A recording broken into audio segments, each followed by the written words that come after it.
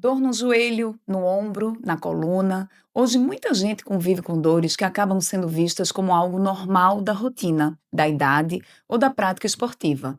Mas a verdade é que o corpo frequentemente dá sinais antes que uma lesão se torne um problema maior. Quando devemos investigar uma dor?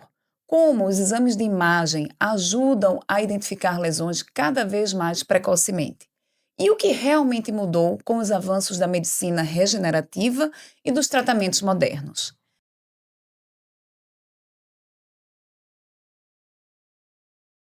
Meu primeiro convidado é radiologista, especialista em imagem musculoesquelética. É membro titular do Colégio Brasileiro de Radiologia e Diagnóstico por Imagem, com especialização pela USP e fellow em radiologia musculoesquelética aplicada a atletas de alto nível pelo INSEP em Paris. Eu tenho a honra de contar com ele integrando a equipe do Lucilo Ávila. Seja bem-vindo, Dr. Gabriel.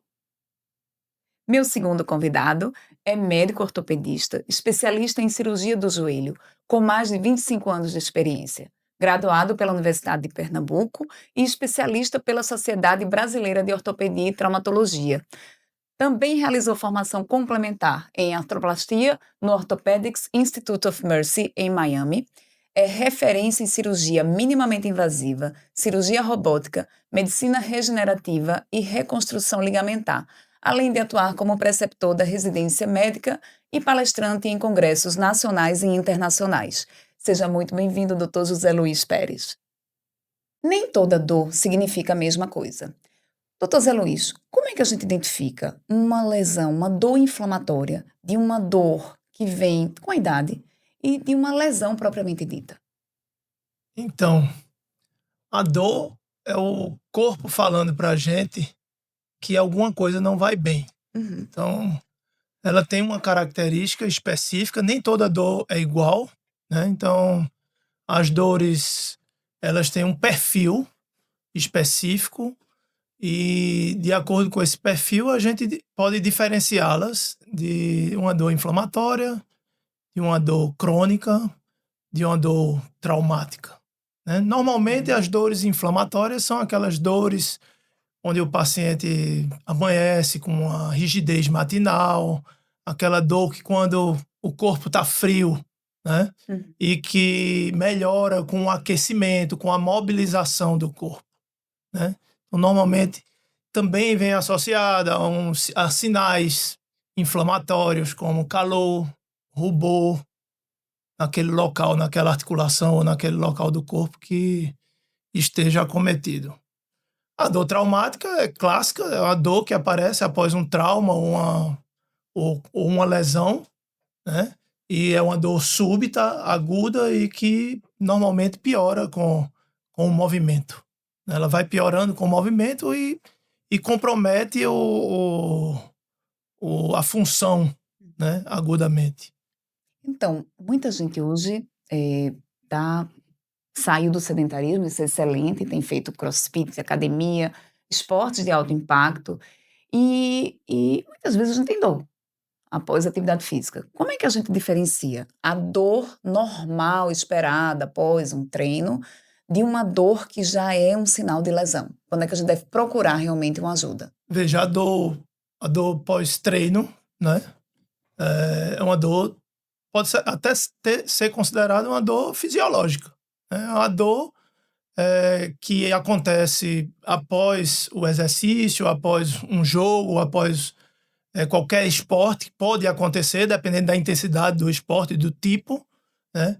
É uma dor que dura 24, 48 horas e que vai melhorando e que não compromete, não chega a comprometer a função, né? É aquela dor que a gente faz uma musculação e a gente Isso, tá sentindo tudo, que mas é até uma dor que você espera. Isso é sinal, por exemplo, pós-musculação, é uma dor que você espera. Isso é sinal que você fez a atividade, que esforçou aquele músculo e que aquele músculo, a hipertrofia dele vem pelo esforço que ele sofreu.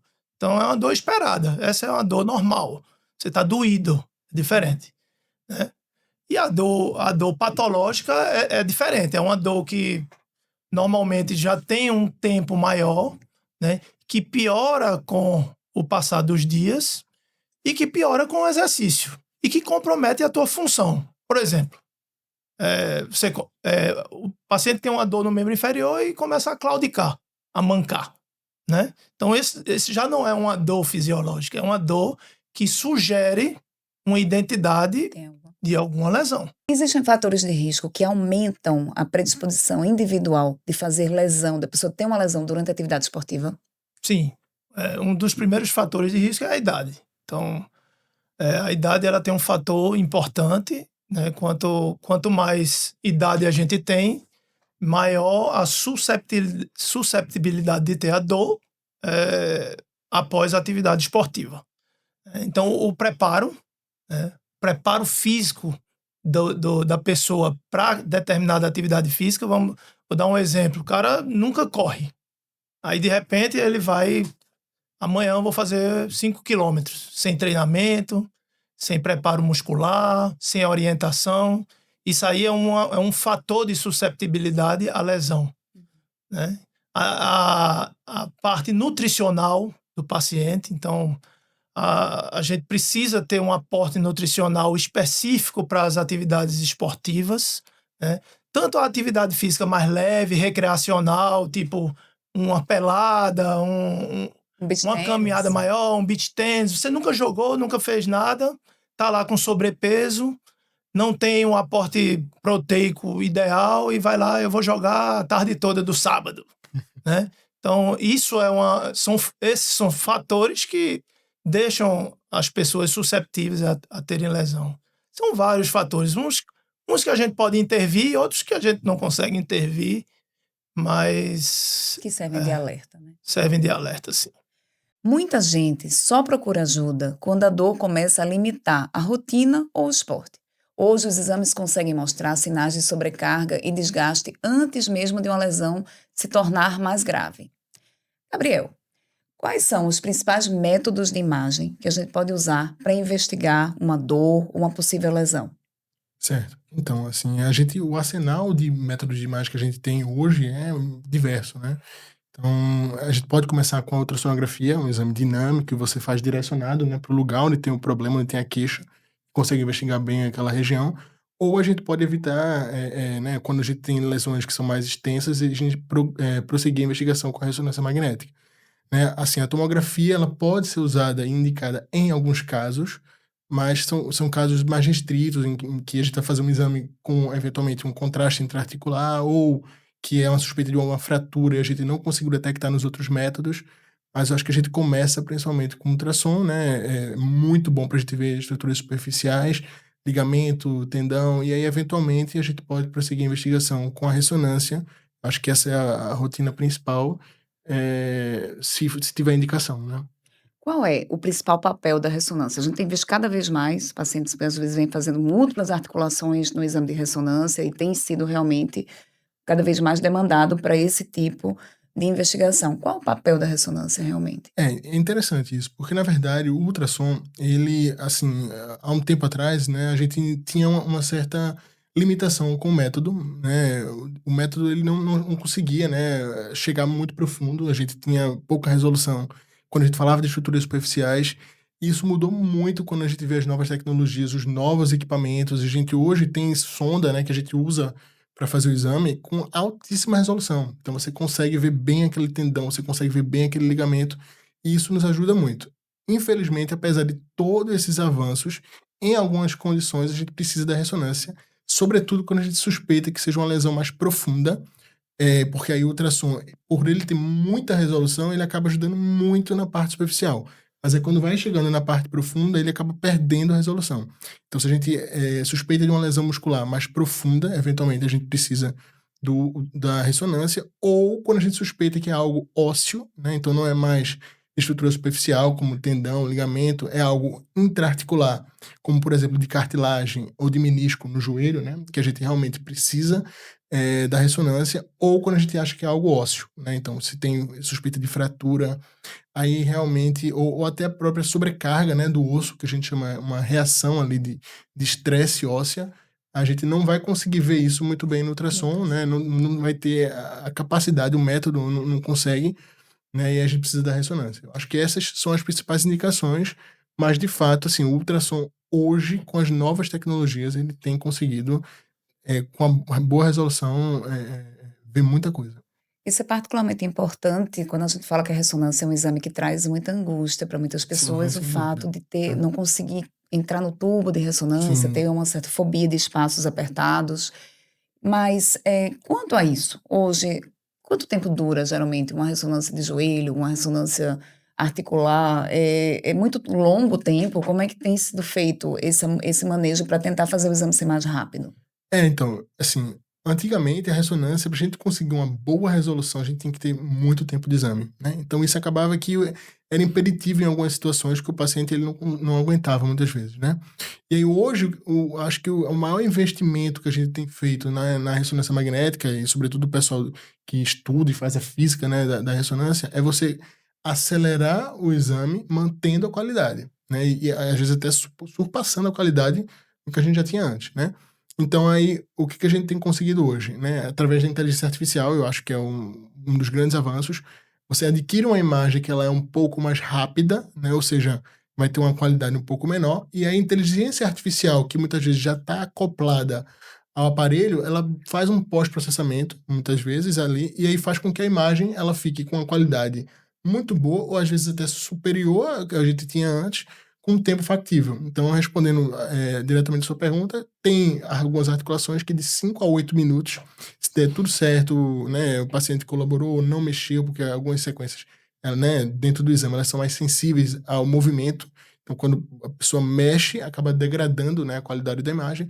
Então, se deu tudo certinho, não mexeu, tudo ok. Algumas articulações, como o joelho, eventualmente coluna, né, você consegue fazer em 5 a 8 minutos. A gente sabe que existe exame com contraste na ressonância e na tomografia também pode ter venoso ou Uhum. intra-articular, né? Isso. Qual a indicação? Quando é que você precisa usar contraste quando a gente fala de exames de pesquisa de dor, de articulação, De de lesão. lesão desse tipo? Isso, de lesões esportivas, assim, é interessante isso que você falou, né, do contraste, porque muitas vezes a gente fala assim, o exame é com contraste, mas existem vias de administração do contraste, né, o contraste ele pode ser administrado diretamente na veia, né, e aí seria o contraste intravenoso, que a gente utiliza, acho que na maioria da rotina dos protocolos, não somente no músculo esquelético, mas de várias regiões, né, e existe o contraste intraarticular, que aí o que a gente acaba como produto disso, né, é uma artrorressonância ou uma artrotomografia, depende do método, né?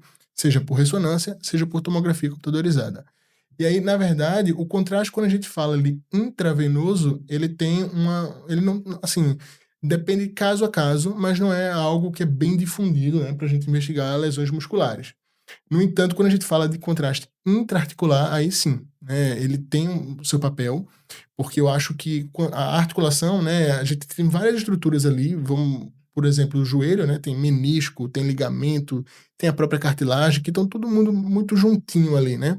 Então o papel do contraste é que você estende aquela articulação, certo? E aí você cria uma diferença, né, de tecidos ali, que a gente consegue detectar muito bem ruptura, então você consegue ver o contraste entrando na ruptura, por exemplo, uma lesão de menisco, você consegue ver um defeito da cartilagem, né, e isso é muito importante, né, você vê a lesão condral na parte mais precoce dela, para você poder instituir o tratamento, né, você consegue ver bem a lesões ligamentares, então assim, o contraste intraarticular, né, às vezes é o mesmo produto de contraste, né, e às vezes o exame vem lá com ressonância com contraste, mas o contraste intraarticular, esse sim, acho que tem um benefício legal para investigar algumas lesões. Zé, na tua prática do dia a dia, como é que você consegue definir o que é que você vai usar num diagnóstico? Dentre um raio-x, uma tomografia, uma ressonância, uma artrorressonância, um ultrassom. O que é que diferenciaria, assim, um próximo passo de investigação? Quando é que você define fazer cada tipo de exame como esse? Então, a investigação, ela vai variar de acordo com a articulação ou o tecido que a gente quer investigar. Vamos lá, no meu caso, mais especificamente, o joelho. O que é que eu estou imaginando para aquela causa daquela dor? Né? Se é uma artrose, se é uma lesão condral, se é uma lesão meniscal. Então, assim, normalmente, o meu paciente, ele com uma dor no joelho, ele sai com praticamente 2 exames solicitados que são quase que rotina no paciente no consultório, que é o raio-x, o clássico raio-x com carga, né? Para a gente ver o espaço articular, um alinhamento mecânico daquele membro. Então, cada exame ele tem a sua particularidade e eles todos juntos formam a informação que a gente precisa para fechar aquele diagnóstico de acordo com a clínica e com o exame que a gente colheu daquele paciente. Então, é uma equipe, né?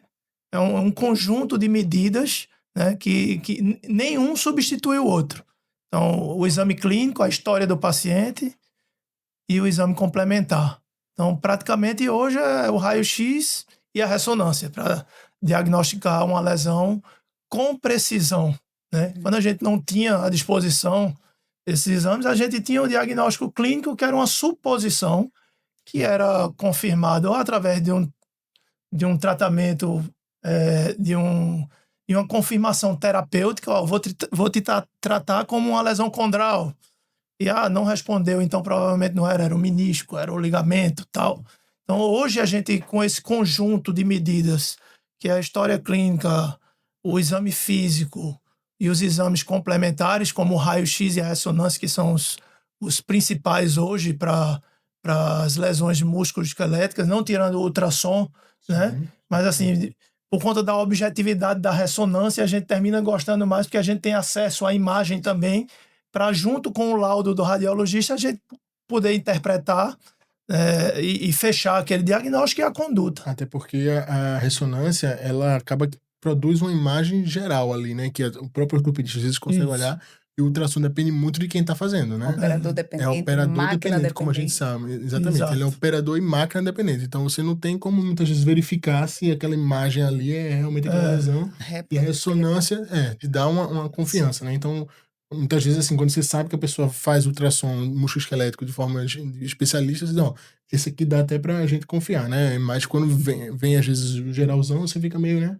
Sem saber se é melhor a ressonância, que te dá um panorama geral, né? Mas é muito interessante essa forma que você colocou. É tão comum a gente, por ter acesso, estou ali dentro da clínica, eu recebo diariamente uma pessoa conhecida dizer assim, Mirela, me arruma aí um raio-x do pé, ou um ultrassom da mão. E aí eu digo, cadê a solicitação médica? Não, eu tô com a dor. Aí eu quero fazer logo para levar para o médico. Olha, mas veja só, existem várias modalidades diagnósticas e você precisa ser examinado para entender qual é a melhor modalidade. Para que a gente não perca tempo e também não que a gente irradiando, ou até trazendo outros tipos na conduta propedêutica, que a gente não vai trazer benefício para esse paciente, né? Então, é super importante, esse paciente tem que ser examinado por um especialista para que a gente defina qual o melhor método de exame que ele vai ter o diagnóstico adequado, né? Junto a todo. Doutor Zé Luiz, hoje se fala muito em medicina regenerativa. Fala pra gente, o que é isso? Pois é, a medicina regenerativa, ela, vamos lá, muita gente fala de a nova medicina, né? Mas na verdade não é nova. A medicina regenerativa, ela existe há muitos anos e ela vem tomando um corpo muito grande agora nesses últimos anos, né? Porque por conta da necessidade e por conta de uma visão diferente que a medicina e que, por exemplo, minha área tá mudando a forma de ver e de entender as patologias, né? Então, a ortopedia, a traumatologia, eles, vamos lá, é uma especialidade objetiva. Quebrou o osso, vai lá e conserta o osso. Ou lesionou o menisco, vai lá, retira o menisco, costura o menisco e está resolvido. Quando, na verdade, a gente passou a medicina em geral, todas as especialidades vêm passando por uma mudança de uma visão holística, de uma visão mais completa daquele tipo de patologia, tá? Então, e aí surge a medicina regenerativa como uma arma terapêutica que vem ajudar a todas as especialidades, e eu vou falar da minha especialidade especificamente. Então, basicamente, o que é a medicina regenerativa? É tentar utilizar as próprias substâncias, vamos por assim dizer, eu não vou falar citocinas ou células do paciente, ou seja, tentar utilizar o próprio paciente para que ele se cure. Então, Não é simplesmente o que o pessoal tem... medicina regenerativa é célula-tronco. Não é. Medicina regenerativa é uma coisa muito mais ampla. É uma forma de você tentar otimizar a cicatrização, utilizando várias áreas da medicina para que o paciente cicatrize ou cure melhor. Então, nem toda dor hoje significa mais cirurgia. Nem toda lesão, comprovadamente, significa cirurgia.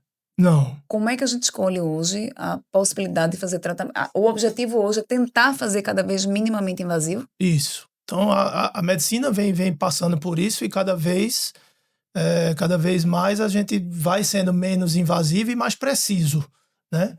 Mas a dor, vamos falar da dor, a lesão inicial, ela pode ser tratada conservadoramente. A maioria dos pacientes com dor ou com qualquer problema articular ou muscular, eles são tratados de forma conservadora, ou seja, não cirúrgica. Tá? Então, a grande maioria, mais de 95% dos pacientes, então eles podem ser tratados de forma não cirúrgica. E aí entra a medicina regenerativa como uma arma terapêutica, quando bem indicada, dentro dos padrões corretos, ela vem nos auxiliar nesse tratamento conservador, não cirúrgico, das lesões ou das patologias degenerativas. Perfeito. Doutor Gabriel, a imagem nesse contexto, ela tem um papel além do diagnóstico, né? Então, eu vejo que cada vez mais usa-se o ultrassom, por exemplo, para guiar os procedimentos que são feitos, inclusive, através das medicinas menos intervencionistas, como a medicina regenerativa. Fala um pouco disso pra gente. Como é que funciona essa interação aí da imagem guiando procedimentos dessa forma? Sem dúvida, é fundamental, né? Assim, o ultrassom, ele é muito dinâmico, né? Então a imagem a gente tá vendo ali ela em tempo real. Você tá em cima de uma estrutura, você tá conseguindo ver ela. Isso permite que a gente faça uma avaliação dinâmica quando a gente tá falando de diagnóstico. Então, por exemplo, se eu tenho uma suspeita de uma lesão de um ligamento, às vezes o ligamento ele rompeu, mas ele tá ali coladinho. Então você consegue ir lá e fazer o teste dinâmico e ver a lesão, né? Isso, a ressonância às vezes tem essa limitação por ser um exame estático, né? Você consegue botar o paciente em pé e fazer um exame com carga, né? Então, para o diagnóstico, essa questão dela ser dinâmica e em tempo real ajuda muito. Mas quando a gente fala do tratamento, muitas vezes o que acontece é que pelo exame físico, pela palpação, né, o ortopedista ele sabe que a lesão está ali, né?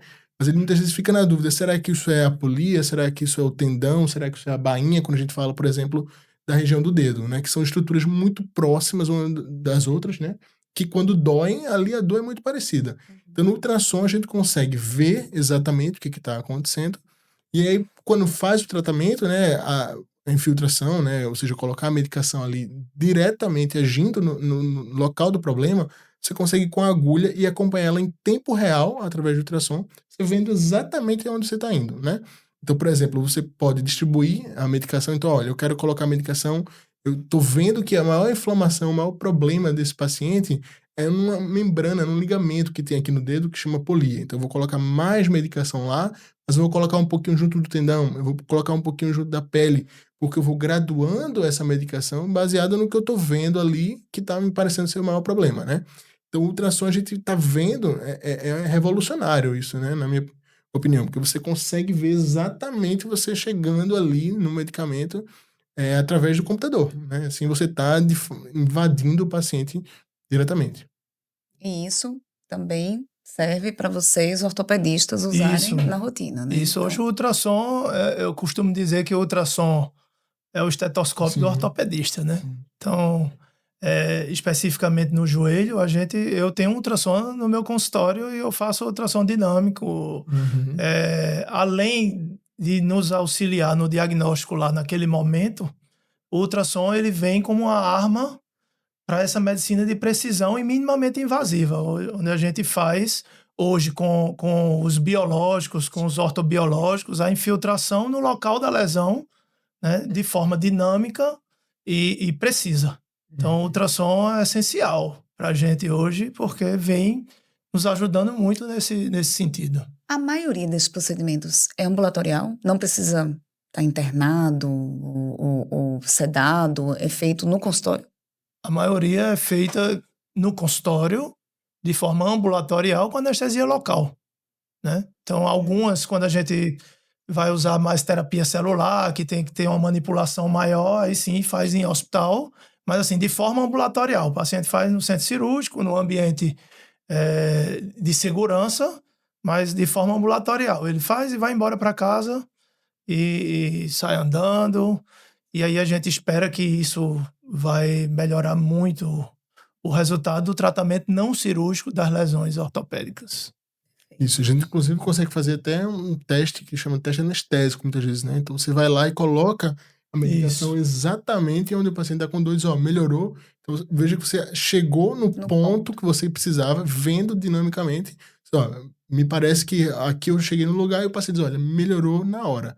Então assim, é óbvio que aquilo ali é um anestésico local que ele vai agir, né? Então a medicação tem o anestésico e tem a medicação que vai agir por trás, né? Seja o corticoide, seja o imunobiológico, né? Então, assim, você consegue fazer um teste terapêutico e já saber ali, né, que tá no lugar certo. Espetacular, fantástico. A gente falou sobre diagnóstico, a gente falou sobre tratamento minimamente invasivo, né? Então, eu tenho aqui um ortopedista que quase não falou de cirurgia. E isso traz até um conforto muito grande, porque todo mundo tem medo de cirurgia ortopédica, morre de medo de pensar em cirurgias e diagnósticos super precoces. Mas vamos falar um pouco sobre prevenção. As pessoas estão vivendo mais, permanecem ativas por mais tempo e, naturalmente, as articulações acabam sofrendo desgaste ao longo da vida. Zé, o que realmente ajuda a prevenir ou retardar as lesões que são ligadas ao envelhecimento? Inicialmente, a nutrição, né? O aporte nutricional. Então, hoje, a dieta, ela está em alta em relação à prevenção, em relação à longevidade, em relação aos processos inflamatórios e às degenerações.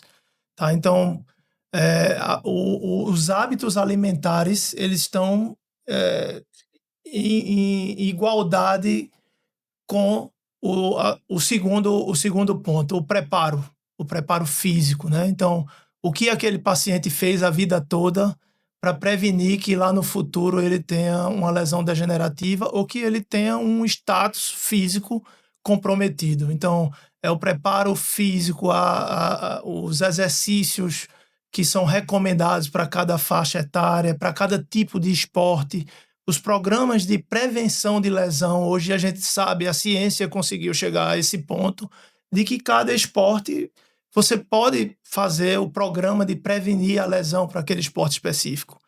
Assim, no nosso meio, o futebol, né? Então, existe o programa de prevenção de lesão para o ligamento cruzado anterior, existe o programa de prevenção de lesão para artrose, né?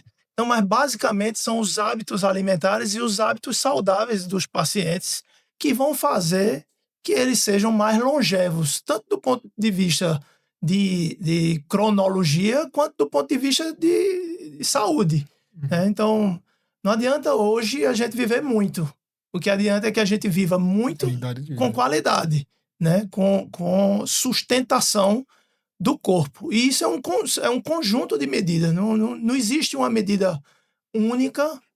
Vou tomar essa vitamina aqui e eu vou viver muito. Não é. Isso é um conjunto, é um hábito, né, de vida saudável que vai fazer com que você tenha longevidade saudável. Então, é muito complexo, não é simples, mas, assim, do ponto de vista básico, é o que tu come e o que tu faz. Né? Se tu come tudo errado e não faz nada, é óbvio que tu não vai colher nada. Ou seja, vai colher coisa ruim no futuro. Mas se você tem hábitos saudáveis, você dorme bem, o sono hoje é muito valorizado. Quem não dorme, adoece. Quem não dorme, degenera. Né? Então, hoje o sono faz parte dos hábitos saudáveis. Né? Você dormir pelo menos 7 horas, 8 horas por dia. Né? Para algumas pessoas parece impossível. Né? A maioria dessa vida que a gente leva, essa vida louca da cidade grande e tal. Sim. Então, parece ser impossível, mas existe um programa de você fazer uma higiene do sono. Sim. Né? Porque o sono é muito valorizado. A gente regenera e cicatriza quando dorme. né? Tem hormônios importantíssimos no metabolismo e na cicatrização que são liberados durante o sono. Então, se tu não dorme, tu nem regenera, nem libera os hormônios bons. Vai liberar o ruim. E isso, a longo prazo, vai trazer um bocado de comorbidades que vai fazer a gente não ter uma longevidade saudável. Zé, eu acho que você bota abaixo todo o mito do ortopedista que tem a fama de que só olha se ele é especialista do dedo, ele só vai olhar pro dedo da mão. E eu digo isso por experiência própria. Você atendeu minha mãe com um problema de joelho, especialista de joelho, e foi o único médico que conseguiu fazer ela entrar numa dieta, procurar um nutricionista, estar fazendo atividade física, estar completamente modificada depois de uma consulta com um ortopedista. Então, assim, isso é espetacular. Essa é a visão que a gente tem que ter hoje. Então, você está aqui falando, é um ortopedista do joelho, falando de sono, alimentação, atividade física, qualidade de vida. O que a gente imaginaria antes, em outros tempos, que ele iria para um ortopedista para operar um joelho. Né? E isso aí, Mirena, é o que a gente chama de medicina regenerativa. Então, quando se falar de medicina regenerativa, não é só a célula-tronco. São as medidas, são um conjunto de medidas que você vai fazer com que otimizar o organismo do paciente a cicatrizar, a melhorar, né? A melhorar. Então, é esse conjunto de medidas e essa visão que a gente não teve no passado, essa formação, né? Mas que isso vem mudando e vem evoluindo na medicina. E quando eu comecei aqui no nosso meio, né, isso já se faz há muito tempo, isso não é nenhuma novidade. Mas aqui no nosso meio, quando eu comecei, eu ouvi até piada, né? Eu vim pro ortopedista e saio com a dieta na mão. Quem passa por mim, hoje, ele vai ter essa informação. Se vai seguir ou não, ou se vai abrir a mente para isso, aí vai depender de cada um, né? Sensacional. A principal mensagem de hoje é: sentir dor não deve ser encarado como uma coisa normal. Atualmente, conseguimos investigar a origem dessas dores com grande precisão, muitas vezes antes que elas se tornem limitantes. E quanto mais cedo entendemos a causa do problema, os tratamentos são melhores, permitindo a preservação da autonomia e da qualidade de vida. Além do diagnóstico correto, hábitos saudáveis e medidas preventivas têm um papel essencial para proteger as articulações, manter a mobilidade e favorecer um envelhecimento mais saudável e ativo. Estamos chegando ao final, foi maravilhoso, aprendi um monte de coisa. Muito obrigada pela disponibilidade e que a gente possa se encontrar aqui mais vezes.